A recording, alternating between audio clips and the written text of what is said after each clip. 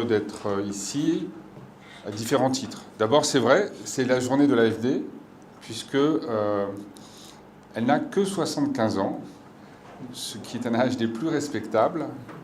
Et dans un pays où je crois 80% de la population a moins de 35 ans, c'est un âge presque canonique. Néanmoins, cette dame de 75 ans a une vitalité étonnante.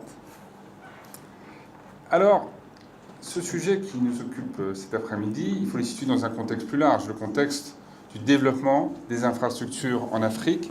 C'est un axe important de la politique définie par le président Emmanuel Macron dans le cadre de son partenariat avec l'Afrique.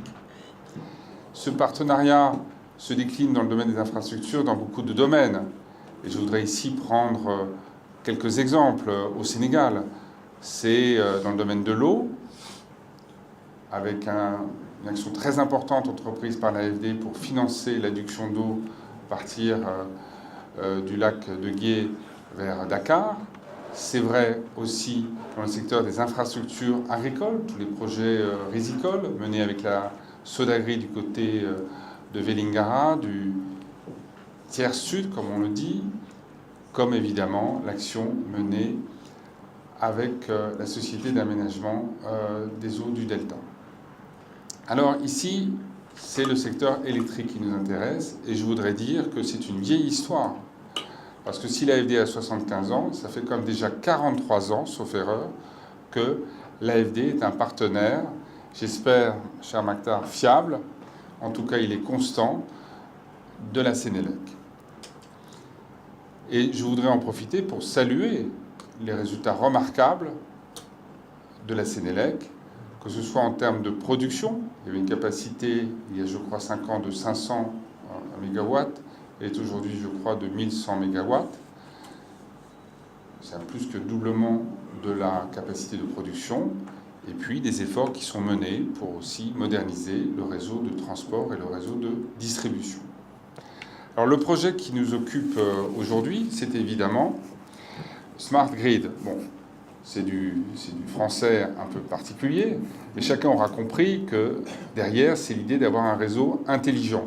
Et un réseau intelligent, pourquoi ? Parce que de plus en plus, la production est une production intermittente. Évidemment, quand vous faites du solaire ou de l'éolien, vous ne pouvez pas compter sur une production permanente, ne serait-ce parce qu'il y a le rythme diurne. Et donc, il est important d'avoir un réseau qui est capable d'absorber ces différences de production qui peuvent être brutales. La deuxième raison pour laquelle c'est essentiel d'avoir ce réseau intelligent, c'est évidemment d'être en mesure de répondre aux besoins de la ruralité. Or, aujourd'hui, on le sait, une grande partie du monde rural n'a pas accès à l'électricité.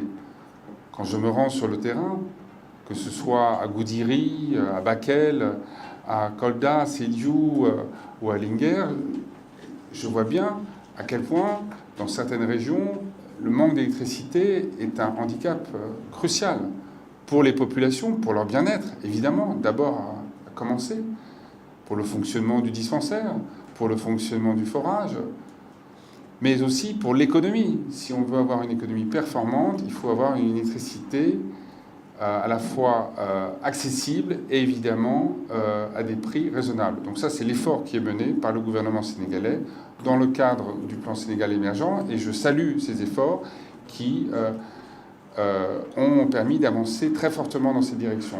Ce plan Smart Grid aura un effet très positif dans ce domaine. Et on voit bien, pour conclure, que cela permettra aussi au Sénégal de conforter sa place. Il fait partie de ces pays qui ont non seulement atteint, mais dépassé les exigences fixées par la COP21 en matière de mix énergétique, puisqu'il a plus de 20% de sa production électrique qui vient d'autres ressources que des ressources fossiles. Donc on a cité évidemment le solaire, où beaucoup de projets ont été lancés dernièrement, avec des entreprises françaises, avec le concours de l'AFD, de la Proparco, de Meridiam, mais aussi de l'éolien, mais aussi évidemment de l'hydroélectrique. Voilà donc des projets importants. Je voudrais conclure en disant que, peut-être en signalant une dernière action, promu par la Sénélec avec le concours d'EDF Enedis, qui vise à constituer un réseau intelligent sur l'ensemble de l'Afrique. Et je comprends qu'un rôle particulier est donné à la Sénélec sur ce sujet, parce que dans ce domaine, le Sénégal est en avance.